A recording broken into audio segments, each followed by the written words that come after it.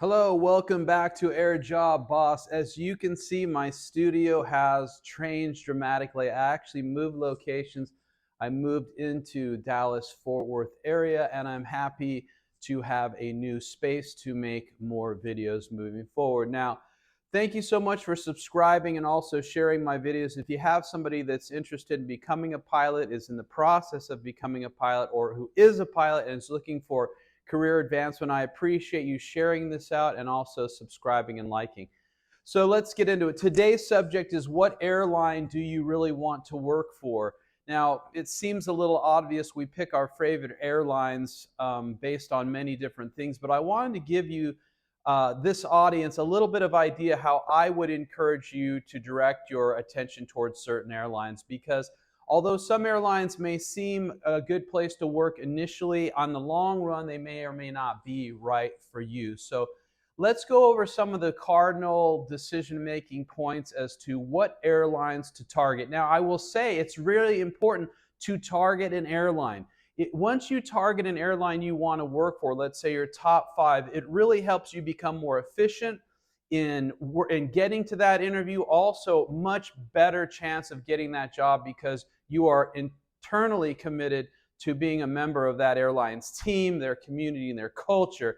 And if the earlier you target an airline, the more you learn about that airline and the more aware of their culture and their operating policies and practices, and you can answer questions very well in the interview and become that employee that they're looking for. Now, I would encourage, one of the number one determining factors as to what airline you'll work for is where that airline has crew bases, what airport you will be working out of. Because commuting to an airline position, meaning living in one city and commuting into another city via air, train, car, boat, or whatever, that makes it incredibly difficult for your lifestyle. It takes up more days away from home. It also reduces your ability to increase your salary based on additional work or taking internal company positions that you're required to live in that company's base of operations. So it's really important you choose a base that you like. Now, what base do you like? I would recommend that you target a crew base that is, number one, stable. That means it's not a small base, and it is not a base that might be subject to closure. And every airline moves in and out of bases. They are stabilizing in general, but you know, major airlines have major bases, and these are the choices that you have. Now, which one? I would recommend one that your family is willing to live in and will be happy there. Meaning, are they close to other people in their family? Do they have a connection with that city, that community? Because even though when people are young, they're willing to move, when you get older and have a family, kids, or otherwise a network of people, you tend to gravitate toward your old friends, your friends from high school, your friends from college, places you know, and the family you grew up with.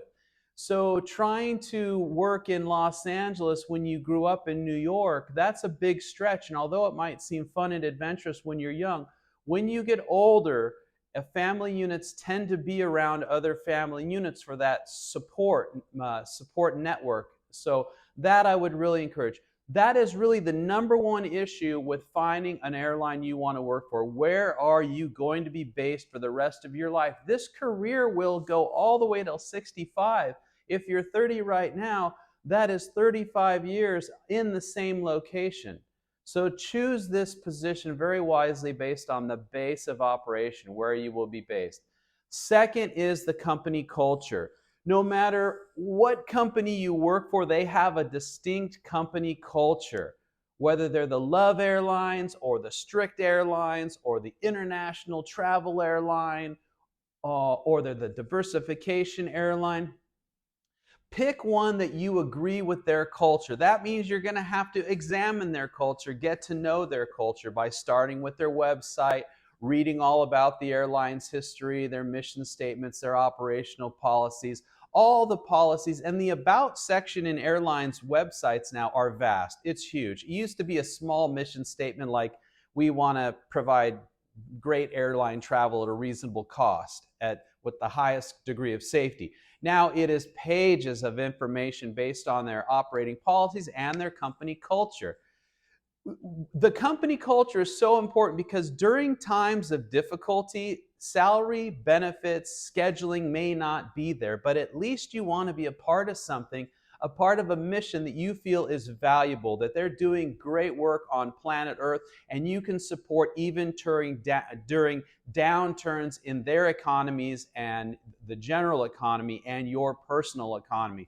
So culture is key. You are really going to join a new extended family, and you want your family to be involved in that airline, proud of the airline you work for.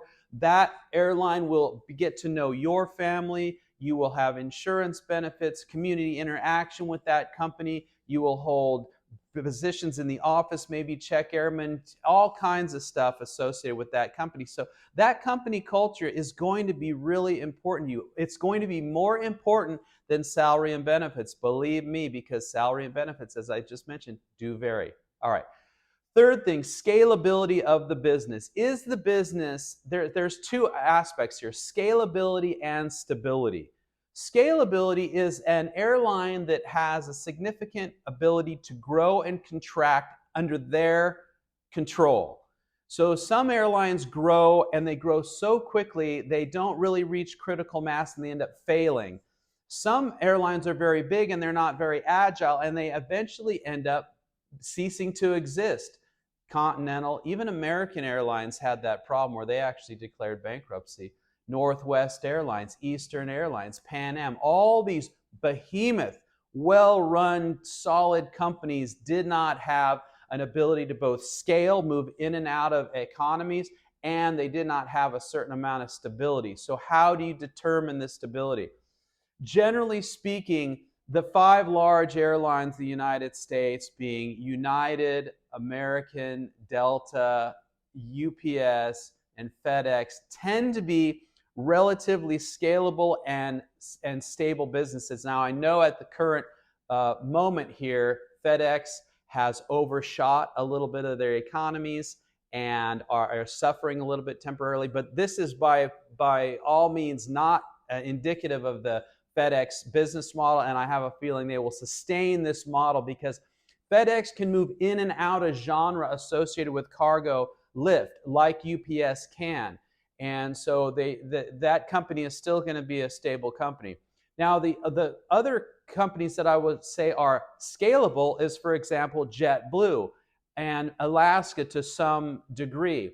JetBlue operates all over the country, and they're now expanding to Europe and Canada and Mexico, and they have proven that they have been able to be agile and scalable. And they also have proven to be financially stable as well.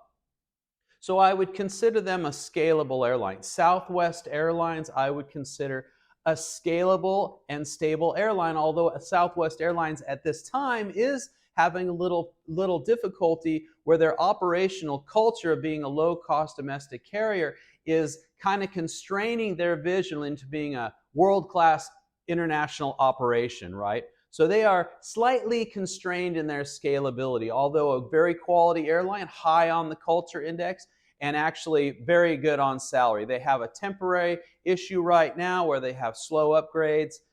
Perhaps their salaries are not quite in line yet with all the other airlines, but this will change. This will correct itself, and it's a fine airline to work for. Okay, next is flow. Career progression and flow. How soon can you move up the ladder, for example, from first officer to captain, from captain narrow body to captain wide body, or FO narrow body, FO wide body? Can you get a job as a sim instructor in their, or a check airman, or a chief pilot, or vice president of flight ops?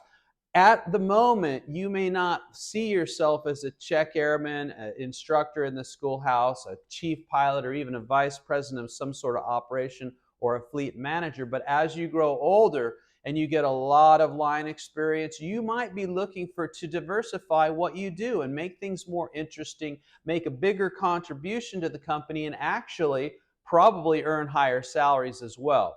So that flow. Now, flow is generally based on the age of the population of the work group, and also is the airline expanding?